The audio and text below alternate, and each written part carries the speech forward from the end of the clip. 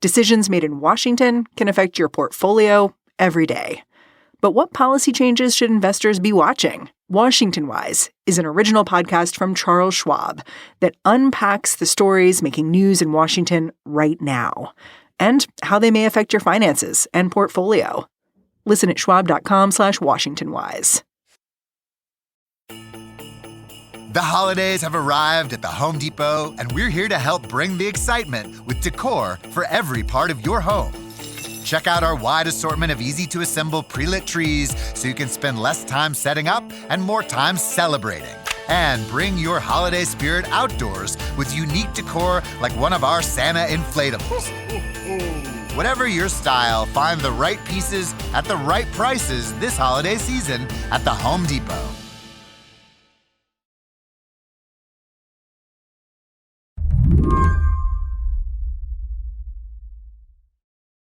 What does it mean to be an immigration and customs enforcement officer right now? I've been thinking a lot about this question, mostly because there seems to be so much evidence that working for ICE is an increasingly violent gig. Just look at how they're operating in a single city, Chicago. Breaking news from Fox 32, I'm Dane Placco. It has been another chaotic day around Chicago, and it all started with federal officers. For the last month, ICE has been surging personnel to the Chicagoland region as part of Operation Midway Blitz. There's no end date for what's happening here, but this operation does have a growing list of collateral damage. This morning, the Department of Homeland Security says an immigration officer shot and killed a man that they were trying to detain. I want to show you the scene right here behind me. Federal agents have shot at least 2 people, killing 1. They've fired a chemical weapon at a TV reporter. They've handcuffed a local politician at a hospital. Video from the Citizen app shows Alderwoman Fuentes asking for that warrant, saying that the man had constitutional rights. She says she was put in handcuffs and later released when she challenged ICE. Last week, federal officers stormed an entire apartment building, fired flashbangs, and dragged residents into vans in the middle of the night. Who, you might ask, is this job appealing to? It's attractive to the sort of people who want to get their hands dirty. Robert Klemko is a reporter at the Washington Post. He covers law enforcement. He says, I need to look at what's happening here differently because these images are not repellent to everyone. And this operation in Chicago is going down at the same time ICE is looking to recruit 10,000 more officers. In fact, after emptying out that Chicago apartment building, the Department of Homeland Security seemed proud of what they'd done. They even tweeted out a sizzle reel about it, called the raid an all-night revival. And right at the top of their Twitter bio, there's a link to join.ice.gov. So if you go to the website, right smack in the middle of it is an image of Uncle Sam, America Needs You. And I think that's consistent with their broader marketing scheme, which is to present this like a war. They're marketing this immigration enforcement effort as though it's a war. Yeah, I mean, right below that it says, America has been invaded by criminals and predators. We need you to get them out, which is like, huh. That's one way to think about immigration. It's right out of a Stephen Miller speech. The marketing has been very aggressive and has a lot of Christian nationalist undertones to it.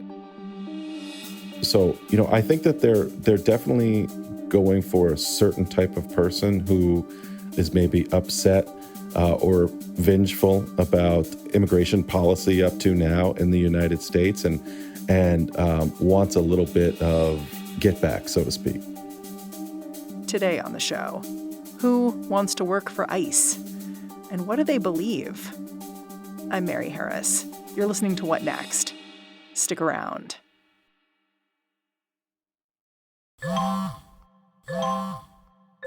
When did making plans get this complicated? It's time to streamline with WhatsApp, the secure messaging app that brings the whole group together. Use polls to settle dinner plans. Send event invites and pin messages so no one forgets Mom's 60th. And never miss a meme or milestone. All protected with end-to-end encryption. It's time for WhatsApp. Message privately with everyone. Learn more at whatsapp.com. This episode is brought to you by Saks Fifth Avenue. With the weather getting cooler, if you're like me, you're looking around for a couple of new items for your wardrobe, like a new sweater, some cute new kicks. And Saks Fifth Avenue makes it easy to get creative with your personal style and find the best arrivals for fall. I went over to Saks.com to check out what they've got on tap, and I gotta say, what I love about clicking around their website is that every piece looks special, one of a kind, as if you'd walk into the office or a party and instantly grab everyone's attention. All the big brands are there, stuff like Alice and Olivia, you know, the young and trendy stuff.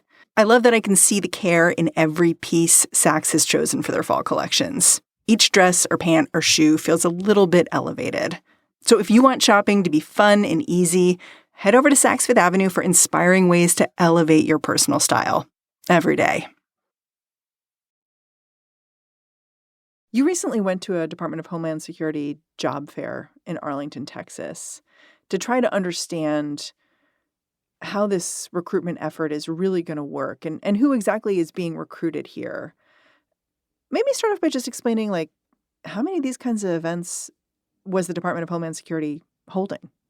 Yeah, they've held, I think, 2 or 3 of these over the country, but, you know, their broader effort is much smaller events where it's just like, you know, at a law enforcement hiring fair, there's an ICE table and a Customs and Border Patrol table. And they're pointing a lot of people to the website and saying, you know, just go ahead, apply online. They had success with this one event. I believe they had thousands of attendees and offered hundreds of tentative job offers for people to start immediately. And this is like a one-day job fair, just like boom. Yeah, one-day job fair. I hung out in the parking lot. I talked to folks as they walked out. I talked to some protesters. There were folks describing ICE as this Gestapo and asking people why they were signing up to join the Gestapo. And the applicants were just sort of laughing at them and walking away. Yeah, I was going to ask how these events were being received in the communities where they were being held. It sounds like there's significant tension in the communities if you just step outside of the job fair itself. Yeah, you know, it's in Arlington, Texas specifically. There was not the sort of pushback that you're seeing outside of ICE facilities in Illinois and Oregon. It was, you know, like a dozen protesters who were eager to have arguments with applicants. Some of the applicants engaged with them and had conversations. I think there was some healthy discourse happening. I had a lot of interesting conversations with folks. You know, it's not exactly the crowd that you would assume would be part of the applicant pool. What do you mean when you say that? It's an extremely diverse crowd. Showing up to get a nice job. Yeah, I would say about 40% of the people walking in and out of those doors in Arlington were Hispanic. Maybe 25% were women. A number of African-American folks. I mean, it wasn't just, you know, white males signing up for these jobs. And people had all sorts of different sort of rationales. I spoke with, I think he was a great-grandson of immigrants from Mexico who said he wanted to help save lives and protect people from cartels because the cartels take advantage of gaps in the border to smuggle drugs and people who are then put at risk during those activities. This is Arturo Sanchez, yeah? Yeah. He'd also served in Kuwait, Afghanistan, Qatar, so it's like he was familiar with the military. Yeah, I think that was a common thread. You know, we know that the current ICE roster of deportation officers is 30% veteran. And when I was talking to folks, many of them had a prior military background. I have to say, I look at the requirements to work at ICE right now and the benefits of being employed by them as they're articulated by the Department of Homeland Security. And it looks like a job with ICE could be a pretty sweet deal. Like, you don't need a bachelor's degree necessarily, but if you have one, you could get tens of thousands of dollars in loan forgiveness. I could maybe make 6 figures. Has it always been this sweet to work for Homeland Security? No, it hasn't, but it also has never been this controversial or dangerous to work for Homeland, specifically as a deportation officer, part of Tom Homan, who is the deportation czar, the immigration czar for the Trump administration, part of his strategy is to hit the sanctuary cities first, where he believes there are the largest clusters of undocumented immigrants and criminal undocumented immigrants. So that means that many of these new officers, some of them with no college degree, as young as 18, 19, 20 years old, are heading into communities that don't want them there.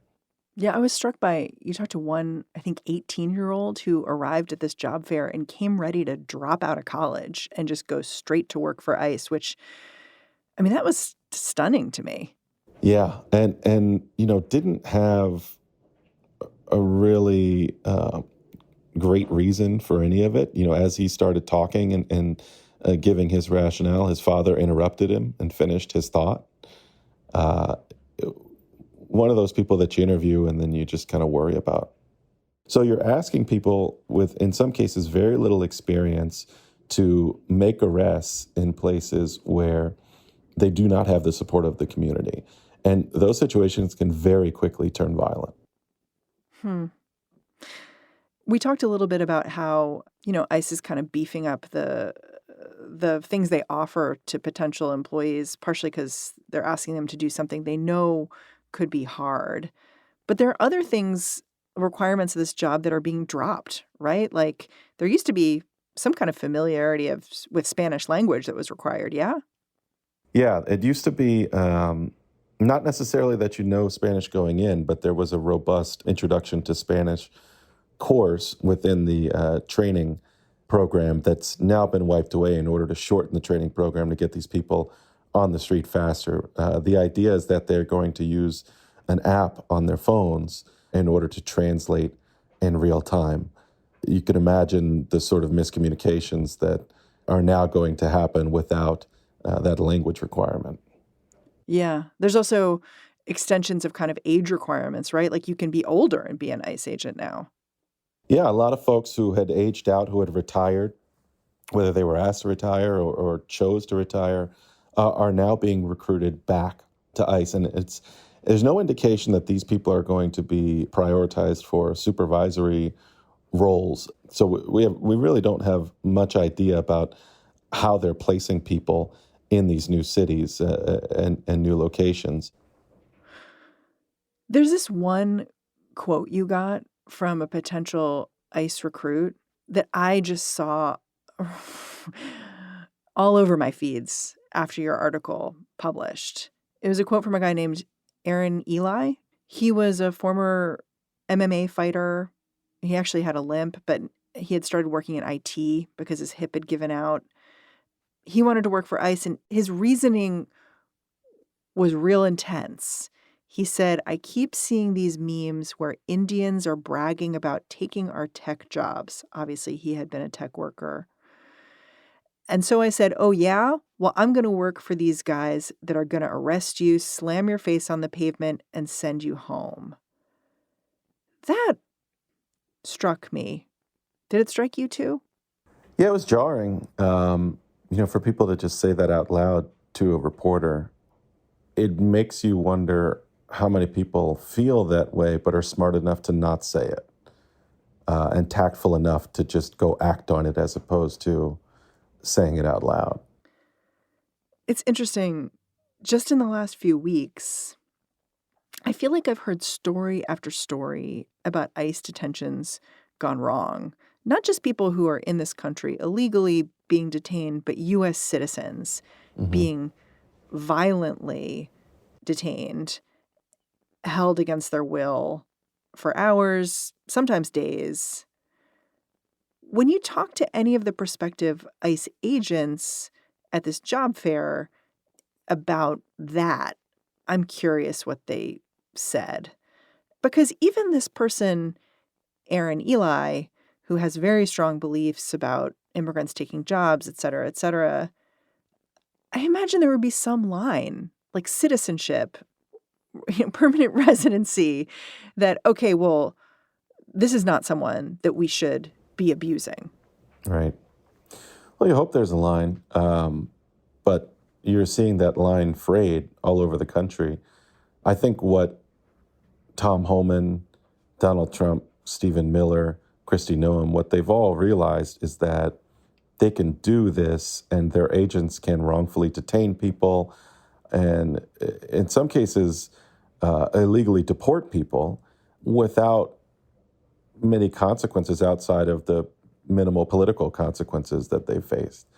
This is not the way the federal government's supposed to operate, of course. They're supposed to be held to the same standard as your local police department, who, you can very successfully sue in this country, but there's just more hoops to jump through if you want to sue ICE. They're not, individual agents aren't identifying themselves to people, so there's a little bit of a dark cloud around whatever happens to you and wherever you end up. People are reporting that they don't get an opportunity to talk to a lawyer or make a phone call, which is not something you see typically with police arrests. But I think it's important to remember that we gave ICE all these powers a long time ago.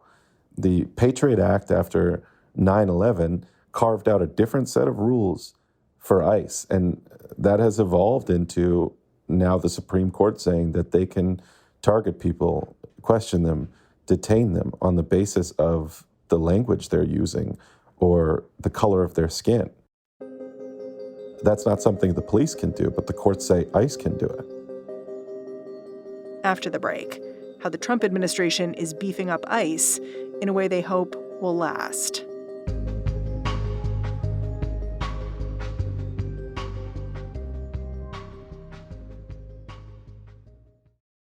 A healthy lifestyle starts with good sleep so your body and mind can recharge. If you're struggling with restless nights and looking for a natural way to wind down without relying on over-the-counter sleep aids, try melatonin-free cornbread hemp CBD sleep gummies. Melatonin is a hormone that can cause grogginess, nightmares, or sleepwalking in some people. So cornbread hemp left it out to produce America's first USDA organic, melatonin-free CBD gummy. Fall asleep faster and stay asleep longer with CBD sleep gummies that are infused with full-spectrum, flower-only hemp extract and include natural botanicals like valerian root, lavender, and chamomile. They're vegan, gluten-free, and made without a sugar coating. Just clean, natural ingredients. Rest deeply and wake up ready to move with melatonin-free cornbread hemp CBD sleep gummies. Right now, Cornbread Hemp is offering 30% off your first order. Just go to cornbreadhemp.com/whatnext and use code WhatNext at checkout. That's cornbreadhemp.com/whatnext, code WhatNext for 30% off. The warning signs are all around us. Record-breaking temperatures, extreme floods, wildfires, and other natural disasters. Animals like polar bears and whales vanishing before our eyes. And the Trump administration is making it worse, rolling back protections and sacrificing the planet that future generations will inherit, all for corporate profits. But when people come together, they can make an impact. Backed by 3 million supporters, NRDC, the Natural Resources Defense Council, leverages the full power of the law to challenge corporations or government agencies that would illegally destroy our environment. They won nearly 90% of lawsuits they filed against the first Trump administration. Now, as their caseload grows, they need your support. Help stop oil and gas drilling in pristine wilderness, protect endangered wildlife from extinction, and safeguard our planet's climate for future generations. Make your gift today. Donate and your gift will be matched 5 times at nrdc.org/next.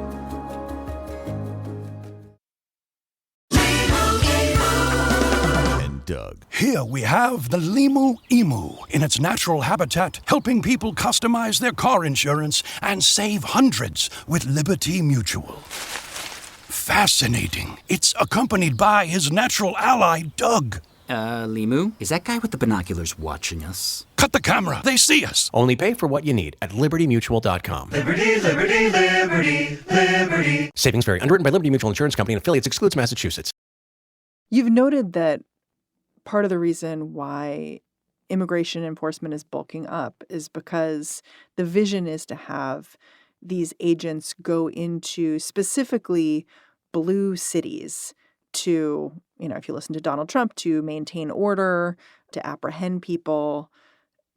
There's just this question, though, of whether all of this, I think, will actually result in deportations being sped up. Like, that's one of the interesting things about the last few months, which is there have been a lot of showy videos of people being detained, and then occasionally like a flight of people headed off to a third country kind of thing.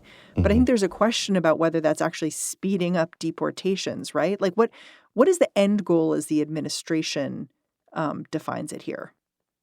I think much of what you're alluding to is theater. There's a certain number of people that they are arresting, publicizing, and then letting go because they can't hold them or they don't have the beds for them. But what you're also seeing around the country is them holding people longer than they're legally allowed to in order to deport them. I don't think they're going to get to 1 million deportations this year unless you count what they're calling self-deportations, where people submit themselves to ICE and ICE arranges for their travel to their home country or to another country. That's interesting. You're talking about how slowly it's becoming clear maybe there aren't enough beds for all the people that ICE wants to detain. I'm realizing if you're going to bring on like 50% more people than your agency currently employs, where are they going to put all the new employees that they're about to hire and train up? Like, where are they going? Yeah, so this is an interesting aspect of it is that ICE and Homeland broadly have sought help and been tasking other agencies around the federal government with help with this broader effort. So one thing they've done is tasked GSA. The General Services Administration. Right. They've tasked the General Services Administration with helping find office space for deportation officers and the senior attorneys that they're hiring all over the country, not just in blue cities, but in red cities and places where they haven't had a permanent presence before. So I think what you're seeing, this expansion, is not temporary. It's something that they're building an infrastructure around and something that they expect to last beyond Donald Trump's presidency. This may sound like such a simple question, but I listened to you lay out these plans, the recruitment, all of the extra officers, the fact that they're being paid well, having loans forgiven, getting bonuses, and then the leases on office space. It's a huge amount of money. And I know the one big beautiful bill, as the Trump administration put it, funded a lot of ICE and Department of Homeland Security.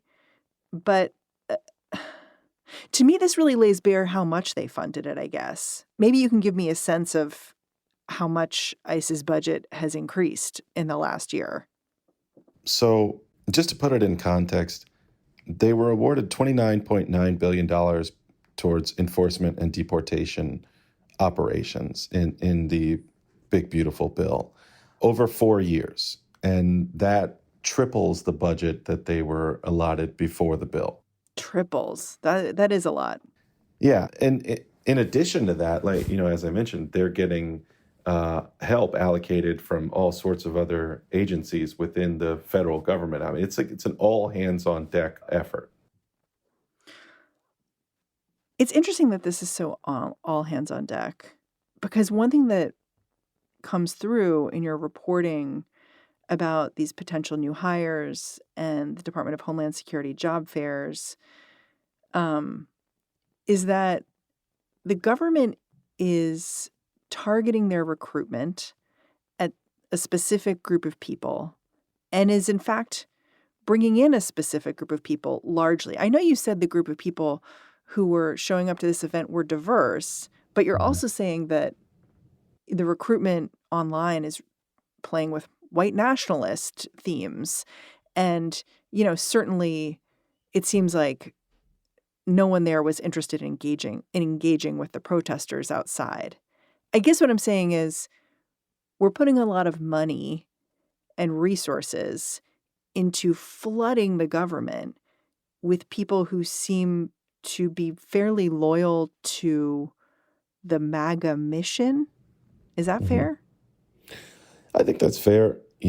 Donald Trump's campaign, a large chunk of it, I think was geared towards people who feel that white people are being replaced in this country. And now, I think 9 years into the emergence of Donald Trump, you're seeing him create a wing of the government that allows everyday people to get their revenge and act on this feeling that, the powers that be have been working for decades to replace them and undermine them as the majority in this country. The problem with that seems to be that half of the country didn't vote for Donald Trump. And yet this will be a very Donald Trump aligned part of the government now. Yeah.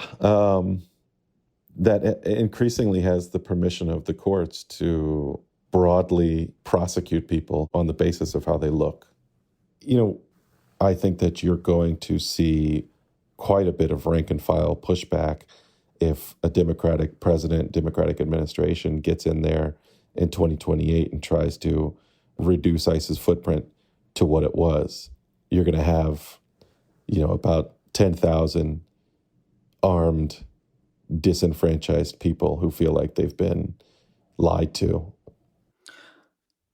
How long do you think it'll be before we see these new recruits, the ones you've been following and chronicling, on the streets, enforcing the law? I think the people who signed up initially, in January or in February, are already on the street, but you wouldn't know who they are because they're not wearing name badges and they're covering their faces. That sounds like the turnaround time's fairly short. Yes, yeah. Well, before the Trump presidency, the training to become an enforcement and removal agent was 8 weeks long. There was reporting in August that said that they had cut that training to 47 days, in part because Trump is the 47th president. And that was the significance of that number. Homeland denied it, but, still just 2 months of training. And then, you're seeing these people on the street. Robert, I'm really grateful for your time. Thanks for coming on the show. Thanks for having me. Robert Klemko is a Washington Post reporter who covers policing and criminal justice. Tomorrow, a little follow-up on today's show. Our sister show, TBD, will talk to a group of reporters who are suing ICE. They're going to explain why to Lizzie tomorrow. And that's our show. What Next is produced by Elena Schwartz, Rob Gunther, Anna Phillips, and Madeline Ducharme. Paige Osburn is the senior supervising producer of What Next and What Next TBD. Mia Lobel is the head of audio here at Slate. Ben Richmond is the senior director of podcast operations. And I'm Mary Harris. Go track me down on Blue Sky. I'm at Mary Harris. Thanks for listening. Catch you back here next time.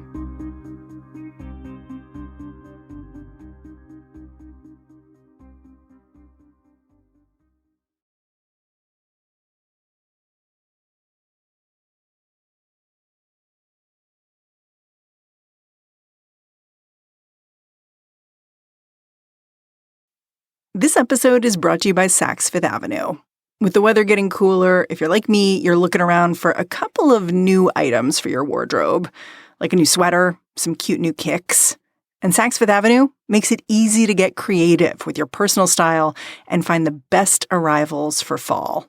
I went over to Saks.com to check out what they've got on tap, and I gotta say, what I love about clicking around their website is that every piece looks special, one of a kind.